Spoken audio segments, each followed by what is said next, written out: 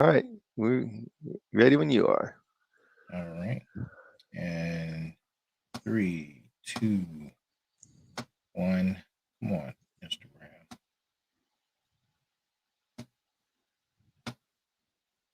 There we go.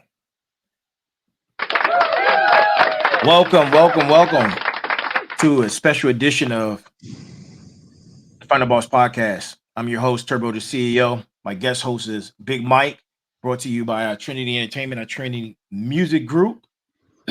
Tonight, we're going to continue our discussion on protecting your children from hackers and bad actors. This information is for entertainment purposes only, and because of this is several part series, we're gonna get right into it. Get your pen and paper, people. We're not going to be nice tonight. We're going to spank you a little bit, so get ready. You need this. The floor is yours, Mike. All right. So what we were talking about last session, we got into monitoring and supervision, Mm-hmm. which is regularly checking your devices, periodically review the devices, including browsing history, etc. We talked about that. So there's a key component to that is difficult to do. If your children are young, it's a lot easier. But once your children get to a certain age, they become teenagers, this kind of stuff becomes very, very difficult to facilitate, especially if they've had years of this exposure. So it's truly is like an addiction. And what I'm talking about is having your children have technology in their bedroom. And I'm talking about cell phone in the bedroom, tablet in the bedroom, computer in the bedroom, Xbox in the bedroom. Gaming devices are just like any other technology, even a television. And the reason I say this is because your child's bedroom should be a sanctuary where they get rest. And you can't get rest when technology is there because you're getting dinged in the middle of the night. The kids sitting on the phone, chatting with whoever till all hours of the night. They're not getting sleep. And when they don't get sleep, then they're not doing good in school and they're not, everything starts to spiral downhill. So your children need to be in a regiment. A regiment is you're going to have a certain allotted screen time. Screen time is a compilation of devices. So much phone time, so much tablet time, so much Xbox time, so much computer time. And this is going to be up to the parent to determine what is considered healthy. And if you don't know what healthy is, go to old friend Google and you're going to go out and Google search what is a healthy amount of screen time for a child of this age. You Google it, it's right there. It's not like Mm-hmm. it's rocket science. So go find this out because you have to know. You also have to, in doing this, you have to know what is your relationship with your child. Do you have an open and communicative relationship with your child? Because it makes it a lot easier. Or do you barely communicate with your kids at all? So this can be easy, or it can be really, really, really hard. It can be probably one of the hardest things you'll ever have to do. So there's a tool. I'm gonna tell you about a tool, and this tool is I'm gonna call it the triangle of responsibility. And so what occurs is you have the child, and then you have you, and you explain to this child, look, you're my child. I love you. That's never going to change. We have that relationship and that bond, and man, I just love you. But I have a job. I have to protect you. That's the goal. You have to take part in that because you have to protect yourself. So therefore, you and I together are going to work on this, and it's separate from our relationship. It has Absolutely. nothing to do with our relationship. So I don't hate Mm-hmm. you. I don't feel bad towards you, but I have something I have to deal with because if I don't do it, I'm not a responsible parent.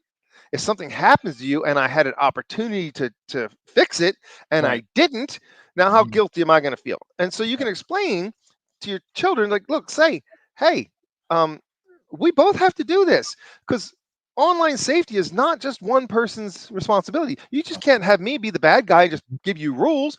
You Right. got to take part in it. That's why your kid's going to have to learn how to protect themselves also. Absolutely. So this is hard, especially if you have children that are older and have had technology in their bedroom forever. I mean, I guarantee most kids have some kind of technology in the bedrooms. Mm-hmm. They have televisions in there. Well, how's your kid going to Huge, sleep when they got the TV huge going? percentage. Huge percentage. How are they going to how are they going to sleep when they got the TV going? Mm-hmm. How are they going to rest when they got their phone dinging. How are they going to focus on getting their homework done when their phone's dinging or messages popping up or something else? They need to, set those statuses to offline while the kid's doing homework. And now comes the interesting part. You take the technology out of the bedroom and you have to set up a location that's in the common area. You set up a common area, a computer station area where the technology lives.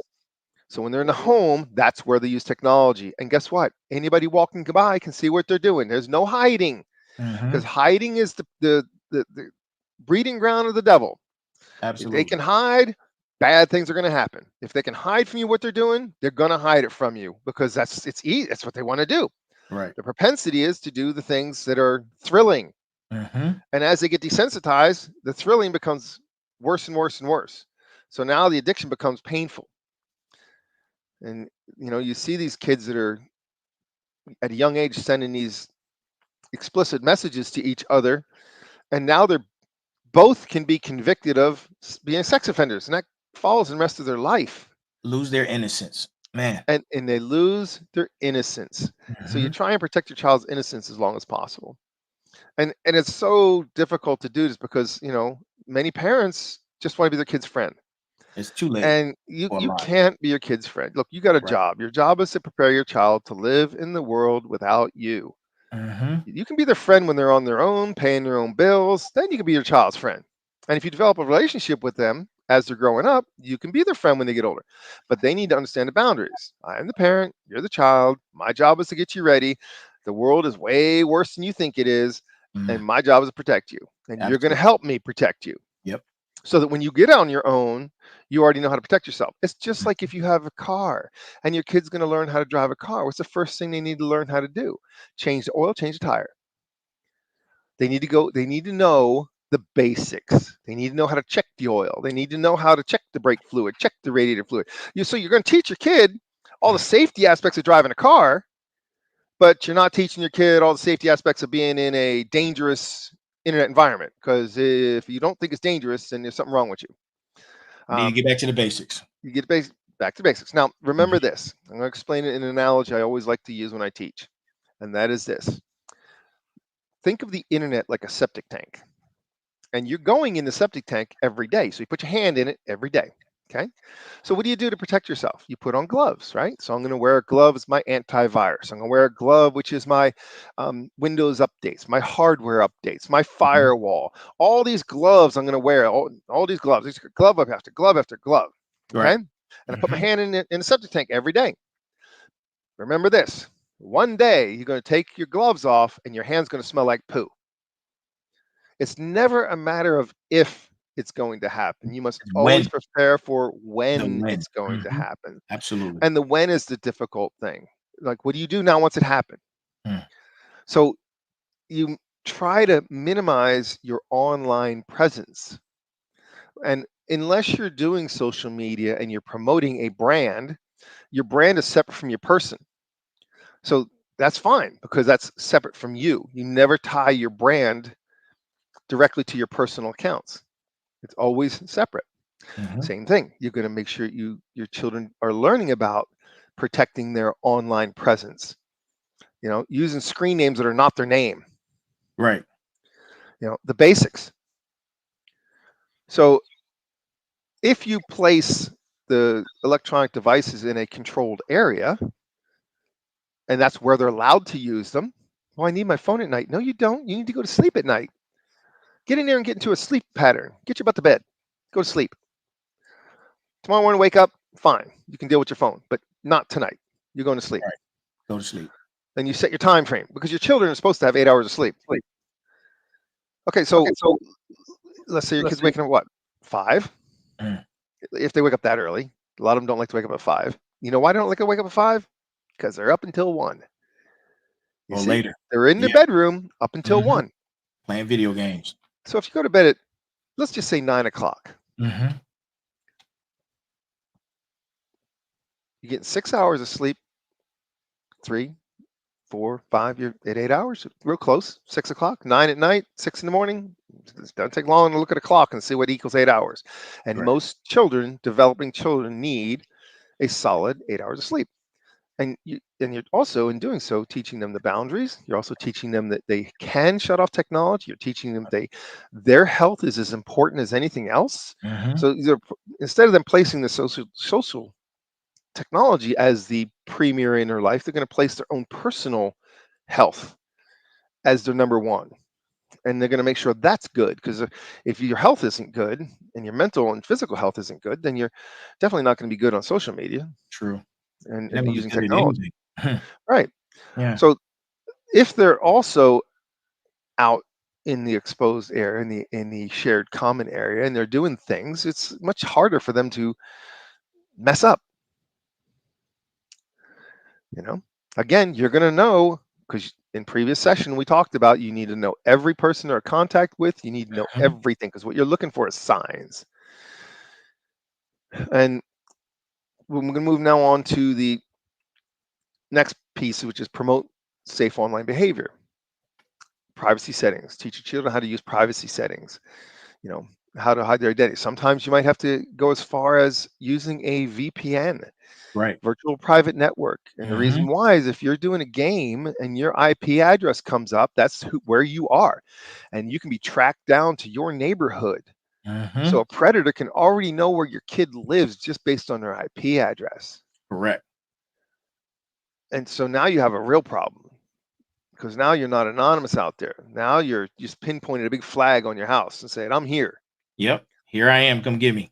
Come and get me. Not just Mhm. for bullies, but for everything. Because now they can use Mhm. that information against your kid to threaten them, saying, I know where you live. And now how's your kid deal with that? Right. So you might have to do a VPN, which is sometimes the only way to fly. Right. And it depends on your presence. Okay. So encourage safe communication. Advise children never share other personal data, such as their location or school that they go to. Uh, even with people they don't think are strangers, because, oh, I've been talking to this person for a year. No. Have you physically met them? Is this somebody you physically met? If it's not somebody you physically met and you only know them through the online community, you're going to need to keep your stuff tight. Period. And if somebody starts asking those kind of questions, Right. prodding you, there's a Mhm. reason behind it. You can't. And again, we talked again multiple times about, your children need to know about risky behaviors like sexting that will haunt them forever. It never It goes never goes away. away. Never goes away. It never goes away. There was no Mhm. photographic evidence when we were growing up, but boy, I'll tell you what, there is now. Absolutely. So everything you do is being monitored and being tracked. And so it's really tough for your kids. Mhm. So because you will have taken the difficult step of, hey, there's Molly. Hey, Ma. Because you have taken the difficult step, I'm here. We're here. No, you're fine. Um, that's my lovely Molly. She's been taking good care of me. She's awesome. Super awesome. Super awesome. So because your children are in the shared area, it's easier for you to see the signs of a problem. You can be alert to changes in their behavior, such as become withdrawn, secretive, anxious. That means they might be being bullied or harassed online. Mm-hmm. Excessive screen time, if they are obsessed with being on the screen online all the time, especially at night. And here we go. This is why you don't leave the technology in the bedroom, because it's a sign of addiction, engagement in risky online behavior. It's risky. And because it's a risky behavior and they're out there doing it, you need to be alert to the signs. And it's not Absolutely. as easy for them to do that stuff if the technology is in a shared area. So you can, by taking a physical action, Mhm. reduce the risk by an enormous amount. At least about Enormous amount. 50%. Absolutely. Absolutely. I'm Yep. 75%, 80% you can reduce. Mm-hmm. It's just, you can, but it's a difficult thing to do, Right. especially if you got teens, Older 14, children. 15, Yeah. 16. They're going to hate you. They're going to this, they're going to that, and they don't want to listen, and blah, blah, blah, blah, blah. So again, the triangle of responsibility. You have an adult conversation. Say, look, we're having an adult conversation now. You don't raise your voice. I don't raise mine. We're going to show respect to each other. Here's the deal. I love you. I'm dealing with this. You're dealing with this. Together we're dealing with this. This is my part. Now let's talk about your part. And let's make notes. And you start writing it down on a piece of paper about who's going to do what. And by doing that, you are now putting it on paper. You're not just talking about it and they just forget about 2 seconds later. Right. You write it down. Call to action. Call to action. And Yeah. you can do this with your little kids too. They're not stupid. Absolutely. They learn to read, they learn to write. So the next piece of the puzzle is, what do you do when something does happen? So you say, well, my kid is being cyberbullied. Typically, solution here. Typically, what they say is, you got to gather the evidence. This is why you're involved. So you can do some screenshots and you can do these things, right? Right. You need to gather the evidence. You need to have the phone, and while it's happening, you need to be screenshotting this stuff. Okay? Because that evidence has to be turned in. You're going to turn it into the school, because especially if it's somebody from the school. Absolutely. Right? Because they have policies against that. So I know you got to do the right thing. You got to follow the letter of the law, because we're not criminals. You want to go and take the kid and take him out back and lay a whooping to him. But we're not old school anymore. We're now a gentler society. Which I don't see how that's sparing the rod. That's not even true at all. If anything, we're less gentle than we've been, because we don't have as many boundaries. You got to report to the platform also. What's the platform they're on? If it's on a Snapchat or if it's on an Instagram, you can do a report. Right? You can go in there and file a report, and then you can block them. Right? So you do those things. Period. Your kid has to know also, in order to stop this, these are steps we're going to have to take. Because you're going to have to gather this evidence, because then you might have to deal with some legal action. Right. And hopefully your child hasn't already made a mistake of doing something that is in their eyes blackmailable, which is the dirty images. That's the worst thing, because they will use that to blackmail your child so damn fast, make your eyes spin. Absolutely. It'll make your eyes spin how fast they'll blackmail your child with stuff like that. Agreed. And then what happens? Your kid feels there's no way out. Yep. And once you feel there's no way out, what's next? The highest rate of teen suicide we've ever seen in history. Yeah. Yeah. Imagine if you're the parent and that happens to you or one of your kids, and you could have stopped it. And that's the thing that's sad about that, because you can't undo being unalive. Right. So you have to take this is drastic times, require drastic measures. Got to get serious about this and stuff. You got to get serious about it, because it's just too risky to just go blindly into the night. Absolutely. Your kid's out there with their hand totally exposed, going in the toilet. I mean, it smells like poo all the time so much that when they walk by you, you're like, "Ooh, you stink." Yeah. So it's terrible. So you have to seek help if necessary, right? So there's resources available if you have to seek help.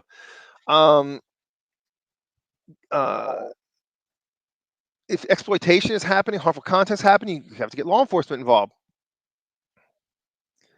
Right? Yep. Especially if exploitation, if child exploitation is happening, oh yeah, you want to get them involved. Yep. And then sometimes it might require counseling. Now, I have a whole philosophy on that, but that's not for this time and place. But your children have to have tools in their toolbox. And what happens is that with the way our society is moving and going, we're not teaching our children tools. They're ill-equipped. And it's the basic tools. Yeah. The basic tools of self-esteem. And one of the things a very wise man said is that every day you wake up, you make your bed. And the reason why you do, so that when you come home at the end of the day, no matter what happens that entire day, you at least did one thing right. You were successful. So the day was not a total waste. You were successful in one endeavor. Absolutely. And teach your children that. And teach your children that your room is to be clean and picked up at all times. Your room should never be a mess. If you're going to play with stuff, you pick it up and put it away, so that anybody who comes by, your room is neat, your bed is made, and they can at least accomplish that minimalistic task. And the way you do it, you say, well, you don't just tell the child to clean the room. They don't know how to clean the room. The way it has to work is you have to go in, and the first time they're with you while you're cleaning the room. And you say, this is how we do it. And then the next time You are doing some, they are doing some, and then what happens is teeter-totter effect. You start from doing all the work until they're doing all the work. You teach them how to make the bed, and then they help you make the bed, and then they make the bed, and then you critique and make sure that, yep, okay, can do this a little bit better. Watch this. Let's watch this trick. Right. And you teach them tricks on how to do this stuff. Mhm. You teach them about where the dirty clothes go, and that this should happen sooner, not later. So the sooner things happen, the better it is, and the easier it is to deal with. Right. So you're not just blindly couch parenting and telling your children, go clean your room. Mhm. You should have already been through the process that the room should never be nasty, because you've already taught them how to clean a room. Right. You showed them, they know how to do it, and You they have gave done them it to the more. point where all you got to do is pick your eyes in and go, is the room clean? Yep, it's Mhm. clean. And if they don't have technology in there to distract them, what's in the room? Give them some practice. Gives them practice for Mhm. separation. So the room is for sanctuary, Absolutely. total agree. sanctuary. Common That's areas are definitely needed. that Definitely. is so needed. And but no one Mhm. talks about doing common areas. I've never heard anyone talk about putting your Yeah. kids' technology out in You the know? common area, and they don't have a lot of any technology in their room. Yeah. And how many parents have TVs in their bedroom? Most. Oh, How is your bedroom a sanctuary when you got a damn TV going? true. You know, TVs are in common areas. You watch TV in the TV area. When it's time to go to bed, there's no TV there. You can now go there and know you can rest, because having a sanctuary is so important to your mental health. It enables you to get centered. You know you have a safe space no matter when or where, and you know that you have a place that you can rejuvenate. And that's what that should be for, not full of another distraction. So that leads us into the next thing. Model good behavior. Boom. Lead by example. Mm-hmm. If you're going to do this stuff for your kids, you don't think they're going to be, well, how come I have to do this and you don't? Right. You want to get pushback. You're going to get pushback. So Yep. lead by example. Mm-hmm. This common saying is, when you're eating dinner, phone time is alone time. Meaning, when you're eating dinner, all the phones should be on silent. If you even eat to get dinner together. That's definitely a good practice. Great Yeah. practice. Yep. That way you know your social, physical skills are being developed, not Mhm. the online skills. You develop Bringing the good families back person, together. bringing families Absolutely. together, because Yep. that's one of your goals, is right. I want my Mhm. family to be strong later. If it's Mhm. weak now and it falls apart, what's going to happen? Yep. We're already It falls apart. struggling as a And look, family. parents Yeah. spend so much time trying to raise their children, blah, blah, blah. Kids go out in the world, and guess what? They never hear from them again, That is because that. they didn't develop the communication and understanding that they are the rock, and the child then can come back to that and have a good relationship with that. So they ended up, the social media owns the child and the parent doesn't, and therefore when they moment they leave out of the house, they don't care. You Yeah. mean nothing. Hmm. It's sad but true. Sad but true. Sad but true. You know, it's sad but true. You know, everything's disposable, right? Mm-hmm. In our society, everything's disposable. Microwave and disposable. That's right. Absolutely. Man, that Awesome. So I know that we call them keyboard warriors, people that are just nasty on the keyboard. So one of the skills you can teach your child is to not be nasty. No, if somebody's saying something nasty to you, you just, you know, the first thing you do is ask them, why are you being nasty? right. You know, and you teach your children in schools of, just teach them up the skills on how to deal with nasty. So they're not nasty, because when your child's nasty, guess what? They become the bully. True. Now you got a child who's being bullied, they become a bully. Now it just perpetuates the fraud. Now you got a child who's, once they turn 16, 17, they'll raise their hand to you. Ouch. How many times you see that happen where teenagers are beating on their parents? Mm. No respect. Sometimes on social media. They Yeah. have, when social media says it's okay. Yeah. You're seeing these videos of people getting in fist fights at McDonald's, like it's just cool, and everyone's taking a video of it. No one stops it. Yeah. You know, this stuff happens all the time. People are just straight up nasty. So you got to teach your children to not be nasty in a nasty world. Teach them conflict resolution. Mm-hmm. And Mike. Yep. That's So next one we're going to hit on is using the tools wisely. We're going to stay engaged, educating about digital footprints. okay. So we're gonna hit some more on that. And our next session should be able to do a wrap up on this particular topic. But what I'd like to see is if someone has questions about anything that we've talked about, that they go ahead and push that forward. And that way we can answer questions that come in, because I'm sure there's plenty of questions, especially after today's topic. Yeah, today was a rough one. Well, it's a call to action thing. If you Definitely call to action. want to make a change, Mhm. change is not easy. It is not. It takes People. 90 days for a habit to become permanent. Absolutely. 90 days. People, listen. Leave us a message on StreamYard, on YouTube, Facebook, or Instagram. Or you can email me at info@thefinalbosspodcast.com. That's the email, info@thefinalboss.com. Email. That is our show for tonight. Special edition on a Wednesday. We're going to see you again on Friday, and we're going to try to wrap up this series on Friday. If not, we bring it back on Sunday. But we'll see you on Friday, and that's our show tonight. Thank you for tuning in. Thank you, Big Mike, for the information. And that is all. Have a good one.